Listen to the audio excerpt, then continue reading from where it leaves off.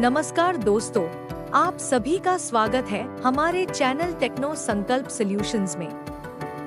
यह है हमारी IoT स्टार्टर किट सीरीज। आज हम करने वाले हैं activity number 10, soil moisture monitoring and automatic water pump control using ESP8266 और ब्लिंक। इस प्रोजेक्ट में हम सीखेंगे कि कैसे मिट्टी की नमी को मॉनिटर करके वाटर पंप को ऑटोमेटिकली कंट्रोल किया जा सकता है। इस प्रोजेक्ट को बनाने के लिए हमें नीचे दिए गए कंपोनेंट्स की आवश्यकता होगी। ESP8266 node MCU, soil moisture sensor, relay module 5 volt, water pump, 16:2 I2C LCD display, external power supply, breadboard, jumper wires और USB डेटा केबल। इन सभी कंपोनेंट्स की मदद से हम एक स्मार्ट इरिगेशन मॉनिटरिंग सिस्टम बनाएंगे। यह सिस्टम एग्रीकल्चर ऑटोमेशन और स्मार्ट गार्डनिंग के लिए बहुत उपयोगी है।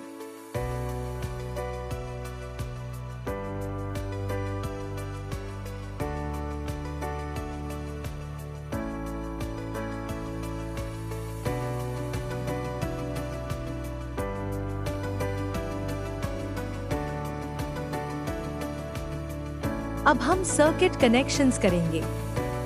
सबसे पहले ESP8266 नोड MCU को USB डेटा केबल की मदद से कंप्यूटर से कनेक्ट करें। अब breadboard power supply 5 volt connect करें और कॉमन ग्राउंड बनाएं। अब LCD डिस्प्ले कनेक्शन करें। SDA पिन को GPIO 4 यानी D2 से कनेक्ट करें। SCL पिन को GPIO 5 यानी D1 से कनेक्ट करें। VCC पिन को एक्सटर्नल 5 वोल्ट पावर सप्लाई से कनेक्ट करें और ग्राउंड पिन को कॉमन ग्राउंड से कनेक्ट करें।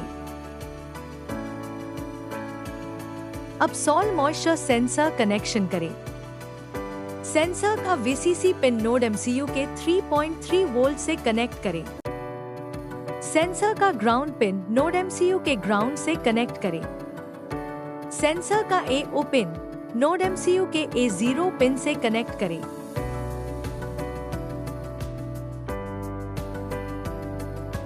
अब रिले मॉड्यूल कनेक्शन करें। रिले का इन पिन नोड MCU के GPIO 14 यानी D5 से कनेक्ट करें। रिले का VCC पिन 5 वोल्ट या Vin से कनेक्ट करें। रिले का ग्राउंड पिन कॉमन ग्राउंड से कनेक्ट करें।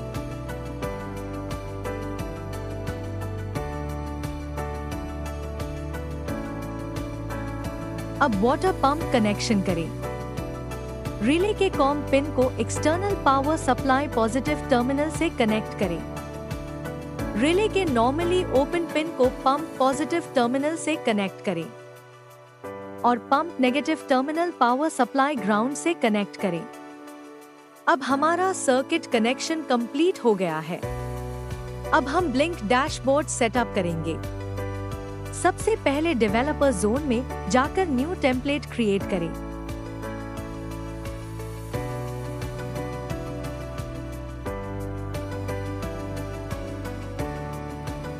अब न्यू डाटा स्ट्रीम क्रिएट करें। पहला data stream soil moisture virtual pin V0 minimum 0 maximum 1023 default 0। दूसरा data stream pump status virtual pin V1 minimum 0 maximum 1 default 0। तीसरा data stream manual control switch virtual pin V2 minimum 0 maximum 1 default 0।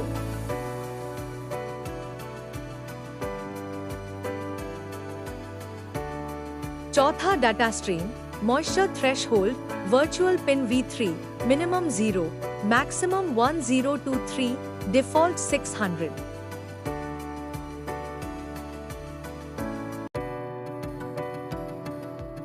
अब web dashboard open करें। विजेट box से gauge विजेट add करें। Gauge की settings configure करें और save करें।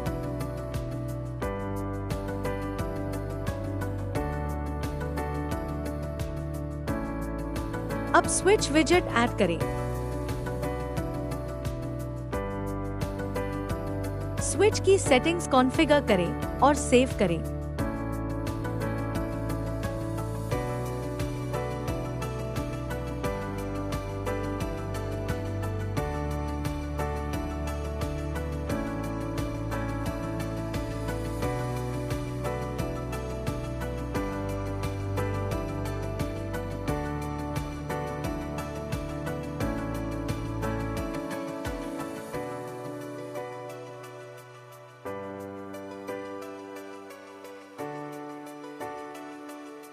अब एलईडी ऐड करें। एलईडी की सेटिंग्स कॉन्फ़िगर करें और सेव करें।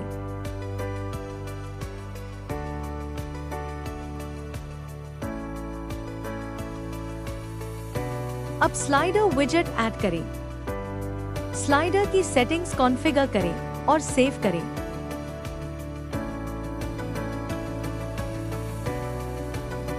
अब हमारा वेब डैशबोर्ड रेडी है। अब न्यू डिवाइस ऐड करें। टेम्पलेट सिलेक्ट करें और डिवाइस क्रिएट करें। अब आपका डिवाइस रेडी है। यहाँ से ऑथेंटिकेशन कोड कॉपी कर लें। अब हम ब्लिंक मोबाइल ऐप सेटअप करेंगे। क्योंकि हमने पहले ही ब्लिंक वेब डैशबोर्ड में टेम्पलेट सेटअप कर लिया है, इसलिए हमें न्यू टेम्पलेट क्रिएट करने की आवश्यकता नहीं है। अब मेन्यू में जाकर न्यू डिवाइस ऐड करें और करेक्ट डिवाइस नेम सिलेक्ट करें। अब डेवलपर जोन में जाएं और वही विजेट्स ऐड करें जो हमने वेब डैशबोर्ड में ऐड किए थे। आप अपनी आवश्यकता के अनुसार डैशबोर्ड को कस्टमाइज भी कर सकते हैं। हर विजेट को उसका सही डाटा स्ट्रीम असाइन करें और सभी विजेट्स को नेम भी दें। अब सभी विजेट्स और डाटा स्ट्रीम सेटअप होने के बाद आपका मोबाइल ब्लिंक डैशबोर्ड रेडी हो जाएगा। अब डैशबोर्ड सेव करें।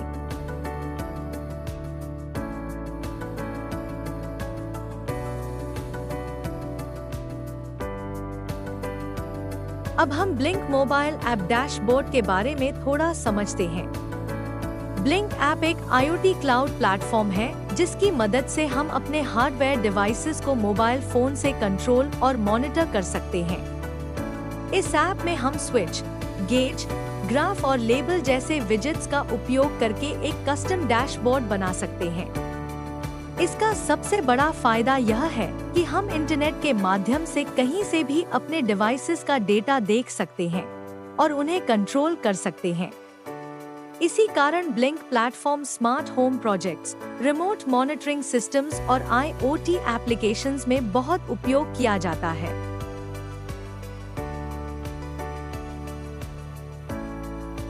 अब Arduino IDE सॉफ्टवेयर को ओपन करें। सबसे पहले बोर्ड और पोर्ट सिलेक्ट करें। बोर्ड सिलेक्ट करें, node MCU 1.0 ESP12E module, port COM4 select करें। अब यहाँ कोड लिखें। पूरा कोड डिस्क्रिप्शन बॉक्स में दिया गया है। यहाँ अपना वाईफाई SSID और वाईफाई पासवर्ड लिखें और यहाँ ब्लिंक ऑथेंटिकेशन टोकन लिखें। अब कंपाइल करें और अपलोड पर क्लिक करें। अपलोड होने तक इंतजार करें।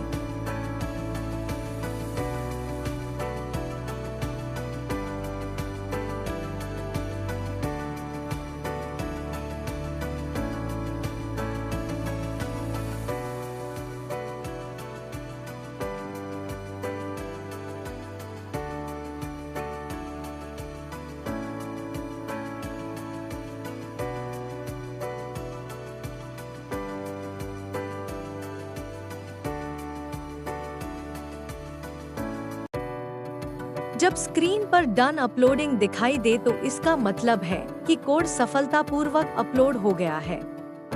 अब सीरियल मॉनिटर ओपन करें। अब हम सर्किट आउटपुट चेक करेंगे। ESP8266 सॉल मॉइस्चर सेंसर से मॉइस्चर वैल्यू रीड करता है। फिर यह वैल्यू को थ्रेशहोल्ड वैल्यू से कंपेयर करता है। अगर सॉल मॉइस्चर वैल्यू 1023 के पास होती है तो इसका मतलब है कि मिट्टी सूखी है। इस स्थिति में वाटर पंप ऑटोमेटिकली ऑन हो जाता है और अगर सेंसर वैल्यू 0 के पास होती है तो इसका मतलब है कि मिट्टी में पर्याप्त पानी है। इस स्थिति में वाटर पंप ऑटोमेटिकली ऑफ हो जाता है। हम इस सिस्टम को मैनुअल मोड में भी कंट्रोल कर सकते हैं, जिससे हम ब्लिंक डैशबोर्ड से पंप को डायरेक्ट ऑन या ऑफ कर सकते हैं। यह प्रोजेक्ट स्मार्ट इरिगेशन सिस्टम और ऑटोमेटिक प्लांट वाटरिंग सिस्टम बनाने के लिए बहुत उपयोगी है।